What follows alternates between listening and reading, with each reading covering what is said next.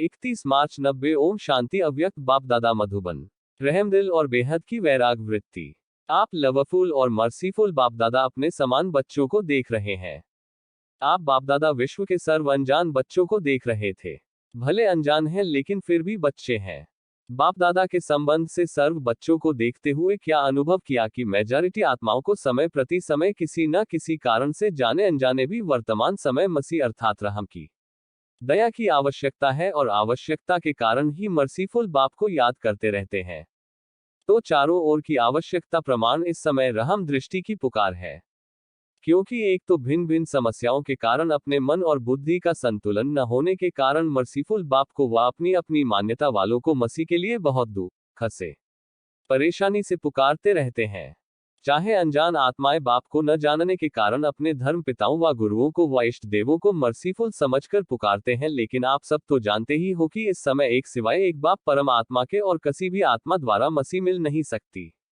भले बाप उन्हों की इच्छा पूर्ण करने के कारण भावना का फले देने के कारण किसी भी इष्ट को व महान आत्मा को निमित्त बना दे, लेकिन दाता एक है। इसलिए वर्तमान समय के प्रमाण मर्सीफुल बाप बच्चों को भी कहते हैं कि बाप के सहयोगी साथी भुजाएं आप ब्राह्मण बच्चे हो, तो जिस चीज की आवश्यकता है वह देने से प्रसन्न हो जाते हैं। तो मास्टर मर्सीफुल बने हो। आपके ही भाई बहने हैं, चाहे सगे हैं व लगे हैं, लेकिन हैं तो परिवार के। अपने परिवार के अनजान परेशान आत्माओं के ऊपर रहमदिल बनो।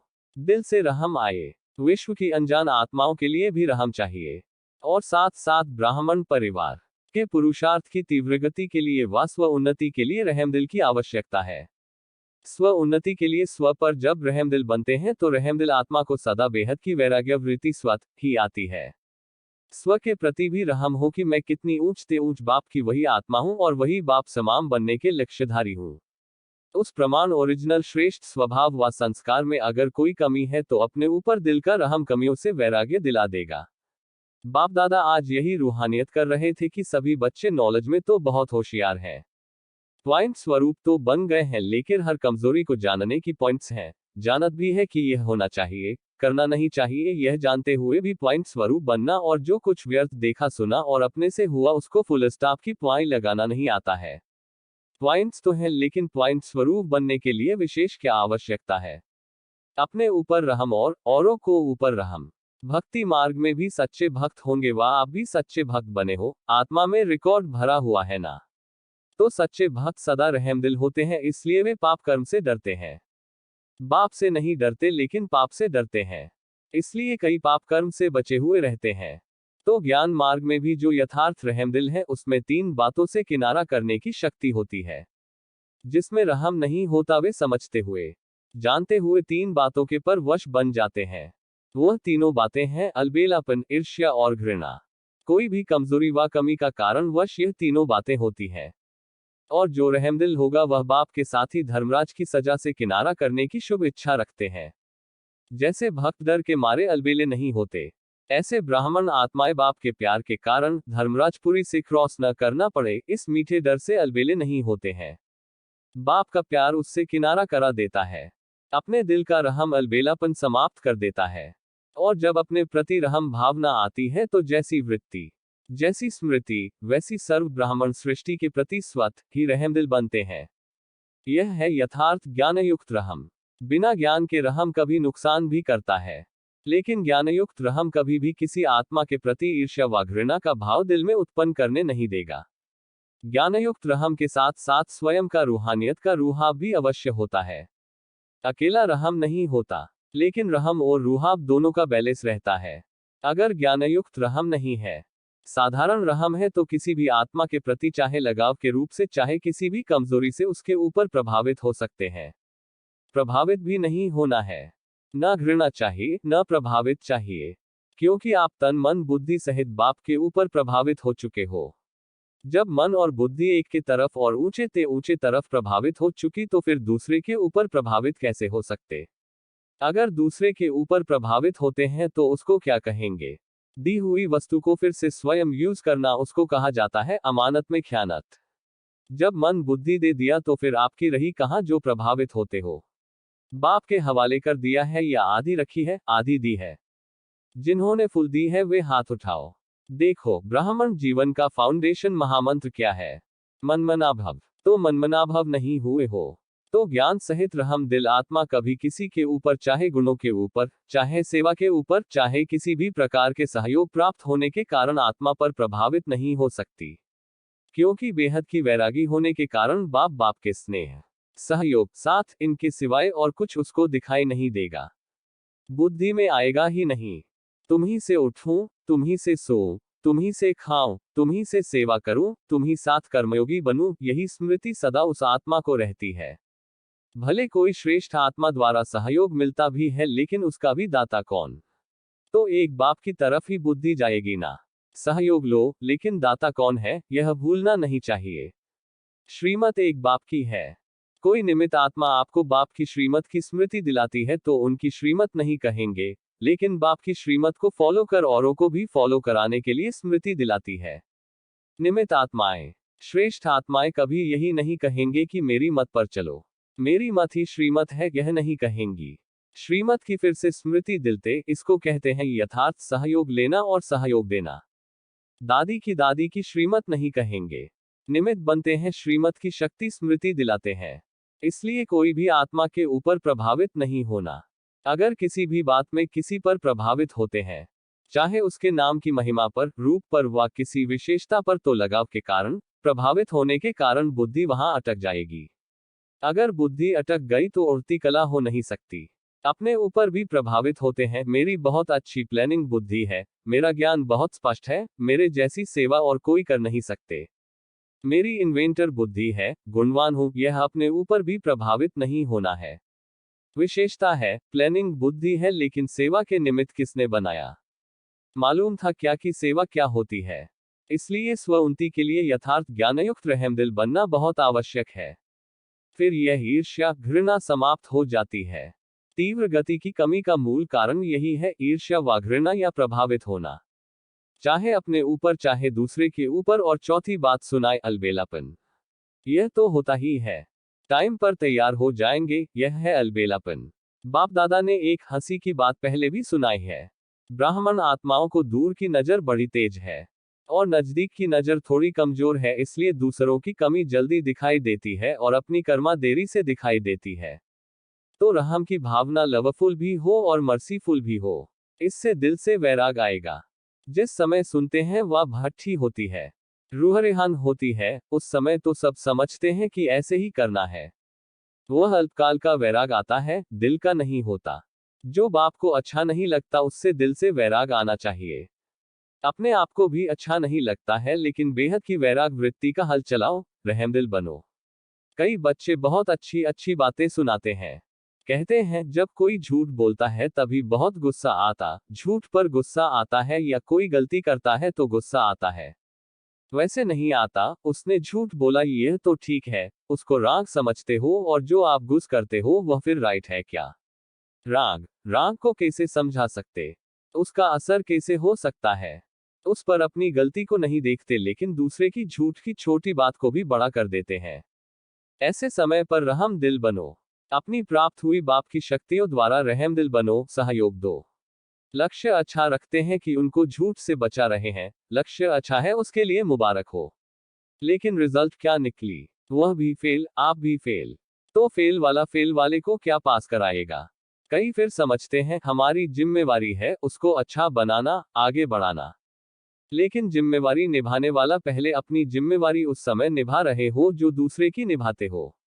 कई निमित्त टीचर बनते हैं तो समझते हैं छोटों के लिए हम जिम्मेवार हैं, इनको शिक्षा देनी है, सिखाना है। लेकिन सदैव यह सोचो कि यथार्थ नॉलेज सोर्स ऑफ इनकम होगी। अगर आपने शिक्षक की जिम्मेवारी से शिक्षा दी तो पहले यह देखो कि उस शिक्षा से दूसरे की कमाई जमा हुई, सोर्स ऑफ इनकम हुआ या सोर्स ऑफ गिरावट हुआ। इसलिए बाप दादा सदा कहते हैं कि कोई भी कम जेड करते हो तो त्रिकालदर्शा स्थिति में स्थित होकर करो। सिर्फ वर्तमान नहीं देखो कि इसने किया इसलिए कहा, लेकिन उसका भविष्य परिणाम क्या होगा वह भी देखा। जो पास्ट आदि अनादि स्थिति ब्राह्मण आत्माओं की थी, अब भी है और आगे भी रहेगी, उसी प्रमाण है। तीनों काल चेक करो तो बाप दादा क्या चाहते हैं। स्व उन्नति तो करेंगे, लेकिन परिवर्तन क्या लाएंगे? चाहे महारथी हो चाहे नए हो, बाप दादा की एक ही शुभ आशा है, जितना चाहते हैं उतना अभी हुआ नहीं है। रिजल्ट तो सुनाएंगे ना। बाप दादा अल्पकाल का वैराग नहीं चाहते हैं। निजी वैराग आए, जो बाप को अच्छा नहीं लगता वह नहीं करना है, नहीं सोचना है, नहीं बोना है। इसको बाप दादा कहते दिल का प्यार। अभी मिक्स है, कभी दिल का प्यार है, कभी दिमाग का प्यार है। माला का हर एक मनका हर एक मनके के साथ समीप हो, स्नेही हो, प्रगति के लिए सहयोगी हो, इसलिए माला रुकी हुई है। क्योंकि माला तैयार होना अर्थात युगलदाने के समान एक दो के भी समीप स्नेही बनना।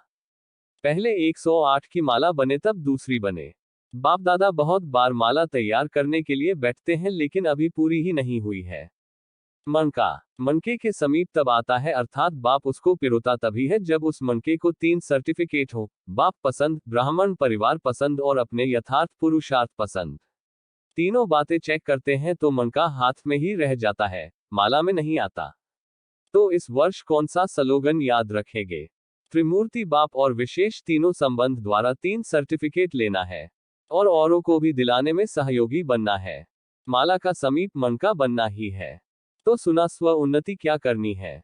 जैसे ब्रह्मा बाप का फाउंडेशन नंबर 1 परिवर्तन में क्या रहा? बेहद का वैराग। जो बाप ने कहा वह ब्रह्मा ने किया, इसलिए विन करने 1 बन गए। अच्छा, बाप दादा यह रिजल्ट देखेंगे। हर एक अपने को देखे, दूसरे को नहीं देखना है। कई समझते हैं सीजन का आज लास्ट डे है, लेकिन बाप दादा कहते हैं लास्ट नहीं है, माला बनने का फास्ट सीजन का दिन है। सभी को चांस है। अभी माला के मन के पिरोए नहीं है, फिक्स नहीं हुए हैं। 3 सर्टिफिकेट लो और पिरोए जाओ। जितना प्रत्यक्ष सबूत देने वाले प्रत्यक्ष चेहरे और चलन में देखेंगे, उतना फिर से नहीं रंगत देखेंगे। अगर आप भी वहीं के वहीं रहे तो रंगत भी वहीं की वहीं रही।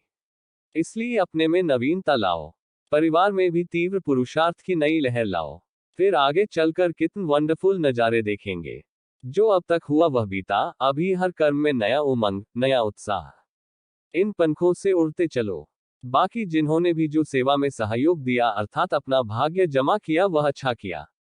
चाहे देश चाहे विदेश के चारों ओर के सेवाधारियों ने सेवा की। इसलिए सेवाधारियों को बाप दादा सदा यही कहते हैं कि सेवा पधारी, अर्थात गोल्डन चांस का भाग्य लेने वाले। अभी इसी भाग्य को जहां भी जाओ वहां बढ़ाते रहना, कम नहीं होने देना। थोड़े समय का चांस सदा के लिए तीव्र पुरुषार्थ का गोल्डन चांस दिलाता रहेगा। सेवाधारी भी जो चले गए हैं अथवा जो जा रहे हैं, सभी को मुबारक। अच्छा, सर्व रहमदिल श्रेष्ठ आत्माओं को, सदा स्वयं को स्व उन्नति की उड़ती कला में ले जाने वाले तीव्र पुरुषार्थी आत्माओं को, सदा हर समय एक बाप को साथ अनुभव करने वाले अनुभवी आत्माओं को, सदा बाप को दिल की आशाओं को पू करने वाले कुल दीपक आत्माओं को, सदा अपने को माला के समीप मन के बनाने वाले विजय आत्माओं को, बेहद की वैराग वृत्ति से हर समय बाप को फॉलो कर बाप समान बनने वाले अति स्नेही राइट हैंड बच्चों को बाप दादा का याद प्यार और नमस्ते। डबल विदेशी भाई बहनों से ग्रुप वाइज मुलाकात। 1। हर समय ऐसा अनुभव करते हो कि बाप दादा के स्नेह की दुआएं हम ब्राह्मण आत्माओं की पालना कर आगे बढ़ा रही है। जहां दुआएं होती है, वहां बाप का सर्व संबंध की प्रगति बहुत सहज और तीव्र होती है। तो सहज लगता है या कभी कभी मुश्किल हो जाता है। जब मेहनत का अनुभव हो तो उस समय चेक करना चाहिए कि किसल श्रीमत की लकीर से बाहर जा रहे हैं। चाहे संकल्प में, चाहे बोल में, चाहे कर्म व सेवा की लकीर से बाहर निकलते हो, तब माया की आकर्षण मेहनत कराती है। ब्राह्मण जीवन की मर्यादाएं पसंद है या मुश्किल लगती है? कौन सी मर्यादा मुश्किल लगती है? जो भी मर्यादाएं हैं, उससे देखो इसमें फायदा क्या है। अगर फायदा सामने आएगा तो मुश्किल नहीं लगेंगी। जब कोई कमजोरी आती है तब मुश्किल लगता है। यह मर्यादाएं बनाने वाला कौन है, किसने बनाई है? बाप ने बनाई है। बाप का बच्चों से बेहद का प्यार है। जिससे प्यार होता है उसके लिए हमेशा कोई भी उसकी मुश्किल होती तो सहज की जाएगी। कोई सेल्वेशन चाहिए तो ले सकते हो, लेकिन मुश्किल है नहीं। जो निमित्त बने हैं उनसे स्पष्ट बोलो, अपने दिल का भाव सुनाओ, फिर अगर राइट होगा तो उसी प्रमाण सेल्वेशन मिलेगी। क्योंकि जिसे आप समझते हो कि यह होना चाहिए और वह नहीं होता तो मुश्किल लगता है, लेकिन जिसे आप समझते हो होना चाहिए, उससे कितना फायदा कितना नुकसान है, वह बाप और अनुभवी आत्माएं ज्यादा जानती हैं। जहां प्यार होता है वहां कुछ मुश्किल नहीं होता है। और बाप दादा ऐसी बात तो कहेंगे नहीं जिससे बच्चों का कोई नुकसान हो। इसलिए ये मर्यादाएं भी बाप का प्यार है, क्योंकि इसमें चलने से शक्ति आती है, सेफ रहते हो और खुशी होती है। बापदाद जानते हैं ऑस्ट्रेलिया के बच्चे मेजॉरिटी पुराने, अनुभवी और मजबूत हैं। इसलिए जो मजबूत है उसे सदा ही सहज अनुभव होता है। अगर शक्तियां आगे बढ़ती है तो पांडवों को खुशी होती है ना। किसको आगे बढ़ाना, इसमें स्वयं को आगे बढ़ाना समाया हुआ है। जो सब बातों में विन करता है वह वन है। फलक से कहो हम नहीं विजयी होंगे तो कौन होगा। भले दूसरे आए लेकिन आप तो होना। सदा विजयी बन आगे बढ़ने और औरों को आगे बढ़ाने के वरदानी हो। बाप दादा देखते हैं कि अच्छा औरों वे लिए बने हुए हैं।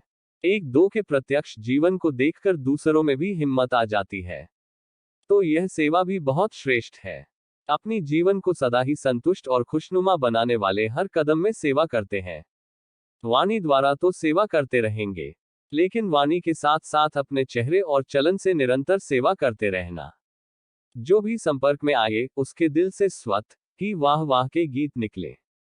अच्छा, 2 यह विशेष खुशी है कि हम फिर से अपने परिवार में अपने बाप के पास पहुंच गए। देखो सभी कहां से कहां बिखर गए थे और अभी आपस में मिल गए। यह मिलन आत्मा का परमात्मा बाप से और अलौकिक परिवार से कितना प्यार है। यह मेला प्यारा लगता है ना। सदा खुशी में ही गीत गाते हो। ऐसा गीत हो जो आपके दिल के खुशी का गीत भगवान को भी खुश कर देता है। रशिया वाले भी चतुर निकले। सबसे लास्ट अभी रशिया का सेंटर निकला है, इसलिए लाडला है। सभी का आपसे विशेष प्यार है।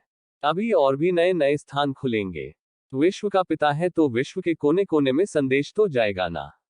अभी कई कोने रहे हुए हैं तो सभी को पहुंचना है। बाप तो है विश्व पिता, लेकिन आप सबको भी टाइटल है विश्व कल्याणकारी। तो विश्व के कोने कोने में आवाज जरूर फैलाना है, संदेश जरूर देना है। ऐसे नहीं सोचना विनाश की तैयारियां तो अभी दिखाई नहीं दे रही है, जब ऐसा समय समीप आएगा तब सभी को संदेश दे देंगे। कई समझते हैं अभी तो आपस में समीप आ रहे हैं, शांति की बातें हो रही हैं। लेकिन जब सभी की बुद्धि में आएगा कि बहुत समय पड़ा है, तभी अचानक होगा। इसलिए सदा एवरेडी अर्थात सदा अपने को सब रीति से संपन्न बनाना। इसको कहते हैं लास्ट सो फास्ट। अच्छा, अव्यक्त बाप दादा की डबल विदेशी भाई बहनों से पर्सनल मुलाकात।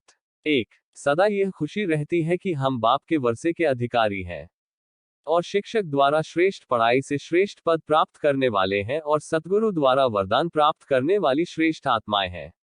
तीनों संबंध द्वारा तीनों ही प्राप्तियों की स्मृति रहने से सदा ही सहज तीव्र पुरुषार्थी हो जाएंगे। सिर्फ वर्षा नहीं मिलता लेकिन श्रेष्ठ पद भी है और वरदान भी है। तो तीनों ही प्राप्तियों का नशा सदा रहना चाहिए। कभी भी पढ़ाई में मेहनत का अनुभव तो बाप को गुरु से प्राप्त हुए वरदानों को सामने रखो तो मुश्किल सहज हो जाएगी। यह वैरायटी प्राप्तियां उमंग उल्लास को बढ़ा देंगी और सदैव अपने को बाप के स्नेह के साथ छत्रछाया में अनुभव करेंगे। यह छत्रछाया सबको मिली है ना। इसी छत्रछाया के अंदर सदा रहते हो, बाहर तो नहीं निकलते। यह इतनी बड़ी छत्रछाया है जो छत्रछाया से बाहर निकलने की दिल होती है। थोड़ा चक्कर लगाकर आए, कभी कभी दिल होती है। बिल्कुल नहीं, क्योंकि बाप की छत्रछाया से बाहर तो रहकर देख लिया। इतने जन्म तो छत्रछाया से बाहर रहकर अनुभव किया कि क्या किया और क्या बन गए। एक जन्म का भी नहीं, 63 जन्म का अनुभव कर लिया, क्या बन गए। गिरती कला में चले गए ना। देखो पहला जन्म आपका क्या था और अभी लास्ट जन्म देखो क्या से क्या बन गए। कहाँ देवता, कहाँ आज के मनुष्य। ऐसा सब देखो, तन क्या हो गया, मन क्या हो गया, धन क्या हो गया, संबंध क्या हो गया। तो मालूम पड़ेगा क्या से क्या हो गए, कितना फर्क है। तो सदैव इसी स्मृति में रहो कि हम इतने भाग्यवान हैं जो परमात्म छत्रछाया में हैं। याद रहता है, इसलिए सदा खुश रहते हो या कभी दुख की लहर आती है। जब जीवन बदल गई तो संकल्प स्वप्न सब बदल गए। अभी अतीन्द्रिय सुख के झूले में सदा झूलने वाले हो, ऐसे है ना। बाप तो है सदा बच्चों के लिए। बच्चे कहें न कहें लेकिन बाप सदा साथ देने के लिए बंधा हुआ है। थोड़ा भी नीचे ऊपर होते हो तो देखो बाप किसी न किसी रीति से बच्चों को पकड़ लेते हैं और तरफ जाने से एक एक अति प्यारा है। जिससे प्यार होता है उसको छोड़ा नहीं जाता, साथ रखा जाता है। ऐसे है ना। बच्चे थोड़ा बहुत नटखट करते हैं, कभी कभी खेल दिखाते हैं, लेकिन बाप का प्यार फिर स्मृति दिला देता है, फिर नटखट से नॉलेजफुल बन जाते हैं। तो सदा यही याद रखना कि छत्रछाया में रहने वाले हैं। अच्छा, अहमदाबाद, दिल्ली तथा मेहसाना से आए हुए सेवाधारियों प्रति जैसे भारत सबसे महान और भाग्यवान है। चाहे धनवान और देश है लेकिन फिर भी महान भारत ही गाया जाता है। भाग्य विधाता भाग्य की लकीर खींचने के लिए भारत में ही आता है, इसलिए फिर भी बाप को मिलने के लिए सभी को भारत में ही आना पड़ता है। अमेरिका में तो बाप नहीं मिलेगा ना, तो भारतवासी कितने महान हो, स्वयं महान बन गए हो, इसलिए सब देश वाले आपके मेहमान होकर आते हैं। सभी देशों के मेहमानों की मेहमाननवाजी कौन करते हैं? भारत वाले करते हैं। आज मेहमाननवाजी करने वाला ग्रुप आया है ना, यह मेहमाननवाजी करने का भी भाग्य है। थकते तो नहीं हो। एक ही स्थान पर विश्व की आत्माएं आ जाएं और विश्व की सेवा के निमित्त बन जाओ। कितना जमा होता है विश्व में जाकर सेवा करने के बजाय आपके पास विश्व की आत्माएं आ जाएं, कितना अच्छा चांस है। बाप दादा भी सेवाधारियों को देख खुश होते हैं। ऐसे नहीं कि कर्मणा सेवा करते हैं, कोई ज्ञान की तो करते नहीं है, लेकिन कर्म का प्रभाव वाणी से बड़ा है। एक होता है सुना हुआ और दूसरा होता है देखा हुआ। जो भी बेहद की सेवा के निमित्त हो वह बहुत श्रेष्ठ सेवा कर रहे हो, बहुत ही अच्छा है और अच्छा ही रहेगा। सदैव भाग्य विधाता बाप और भाग्यवान मैं, यह रूहानी नशा रहता है ना। रूहानी नशा अर्थात अविनाशी नशा। बाप दादा सभी से पूछते हैं कि संतुष्ट रहते हो? संतुष्टता सब गुणों को स्वतः ही लाती है। जिसके पास संतुष्टता है उसके पास और गुण भी अवश्य होंगे, गुणों की खान हो जाती है।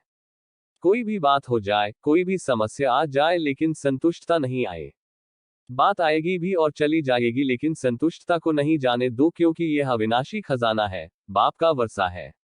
यह संतुष्टता का खजाना हर समय आपको भरपूरता का अनुभव करता रहेगा। अच्छा,